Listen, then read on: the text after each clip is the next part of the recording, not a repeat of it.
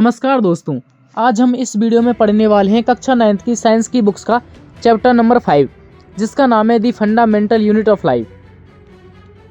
तो यह वीडियो आपके लिए बहुत महत्वपूर्ण होने वाली है, क्योंकि इस वीडियो में छोटी से लेकर छोटी चीज़ को बहुत अच्छी तरीके से सिंपल वे में एक्सप्लेन किया जाएगा। मुझे आशा है कि आपने पहले भी इन बायोलॉजी के साइंटिफिक वर्ड के नाम सुने होंगे। यदि नहीं सुने हैं तो आप इस वीडियो में बहुत अच्छे तरीके से साइंटिफिक वर्ड के मीनिंग सीख जाओगे। अब मैं आपको इस चैप्टर के बारे में थोड़ा सा ओवरव्यू दे देता हूँ कि इस चैप्टर में हमें क्या पढ़ना है और इसमें ऐसे कौन कौन से साइंटिफिक वर्ड शामिल हैं जो हमें चैप्टर शुरू करने से पहले पढ़ने हैं।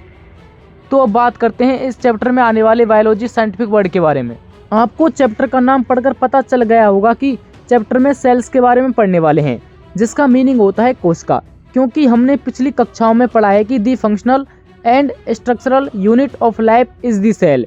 इसका मतलब होता है जीवन की संरचनात्मक व कार्यात्मक इकाई कोशिका है। चलो मैं इसको और अच्छे से डिफाइन करता हूँ। कोशिका वह मूलभूत इकाई है जो जीवन के सभी आवश्यक कार्यों को संपन्न करती है। For example, growth, energy produce, reproduction, other activities. Cell सभी जीवित कोशिकाओं की स्ट्रक्चर का आधार होती है, चाहे वे यूनिसेलुलर हो या मल्टीसेलुलर। दोस्तों, मुझे आशा है कि आपने थोड़ा बहुत तो सीख लिया होगा। मैं आपको एक बात याद दिला देना चाहता हूँ, अभी हम सिंपल चीज़ों को पढ़ रहे हैं। जैसे जैसे हम चैप्टर के अंदर आगे बढ़ते जाएंगे वैसे वैसे आपको अनुभव होने लगेगा कि अब थोड़ी सी समझने में परेशानी या कठिनाई हो रही है, लेकिन आपको घबराना नहीं है, क्योंकि मैं इस चैप्टर को बहुत ही आसानी से कॉन्सेप्ट के साथ जितने भी इसमें साइंटिफिक वर्ड आएंगे उन सभी को सीक्वेंस से एक्सप्लेन करूँगा। आप बेझिझक वीडियो को अंत तक ज़रूर देखिएगा। तो वीडियो में आगे बढ़ते हैं।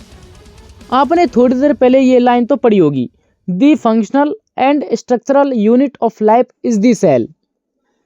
मैं इसका अर्थ पहले ही बता चुका हूँ। आपने इस लाइन में दो वर्ड नोटिस किए होंगे। कौन कौन से, तो मैं बताता हूँ। नंबर 1 फंक्शनल और नंबर 2 स्ट्रक्चरल। सबसे पहले बात करते हैं फंक्शनल होता क्या है। फंक्शनल का मतलब होता है वह ऐसे यूनिट या पार्ट जो किसी प्रणाली या ऑर्गेनिज्म के कार्य को पूरा करता है। यह इकाई अपने विशिष्ट कार्यों को प्रभावी रूप से करती है जो पूरे सिस्टम या जीव के लिए आवश्यक है। इसे इसका एग्जाम्पल के आधार पर समझते हैं। सेल्स, जीवन की कार्यात्मक इकाई।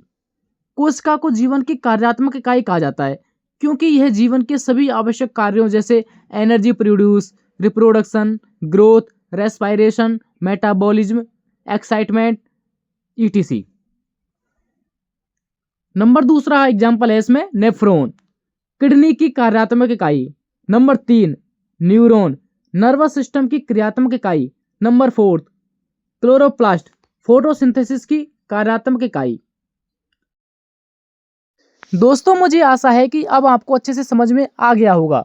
मैं इन उदाहरणों को अभी एक्सप्लेन नहीं कर सकता क्योंकि इनकी यहाँ पर आवश्यकता नहीं है। मैंने तो आपको केवल एक्स्ट्रा नॉलेज के लिए बताया है। यदि आप इनके बारे में और अधिक जानना चाहते हैं तो मेरी प्लेलिस्ट में जाकर 10th, 11th या 12th क्लास पर देख सकते हैं। याद रहे, उस प्लेलिस्ट पर क्लास के अनुसार टॉपिक्स को एक्सप्लेन किया गया है। अब आगे चलते हैं point number 2, structural unit. Structural का मतलब होता है वह घटक या पार्ट होता है जो किसी प्रणाली या जीव की संरचना को बनाती है। यह यूनिट किसी बड़े ढांचे का हिस्सा होती है और पूरे सिस्टम या जीव की रूपरेखा, आकार और कार्य क्षमता को बनाने में मदद करती है। अब इसे एग्जाम्पल के आधार पर समझते हैं। नंबर 1 सेल्स, जीवन की संरचनात्मक इकाई। क्योंकि हर जीव की संरचना एक या अधिक कोशिकाओं से मिलकर बनती है। यदि जीव एक कोशिका से मिलकर बना होता है तो उसे हम यूनिसेलुलर कहते हैं, जिसके एग्जाम्पल निम्नलिखित हैं: अमीबा, पैरामीशियम और बैक्टीरिया। यहाँ पर ध्यान देने वाली बात यह है कि अमीबा और पैरामीशियम दो एनिमल दे रखे हैं, वो फाइलम प्रोटोजोआ के अंतर्गत आते हैं जो यूनिसेलुलर हैं। यूनिसेलुलर का मतलब होता है एक कोशिक या एक कोशिका से बना हुआ। जब कोई जीव केवल एक ही कोशिका से बना होता है और उसी एक कोशिका के जरिए जीवन से जुड़ी सभी एक्टिविटी जैसे पोषण, श्वसन, प्रजनन आदि करता है तो उसे एक कोशिकीय जीव कहा जाता है। इतनी बात आ गई समझ में। अब बात करते हैं उदाहरण 3 बैक्टीरिया। बैक्टीरिया जाना पहचाना नाम लग रहा है, जिसका अर्थ होता है जीवाणु।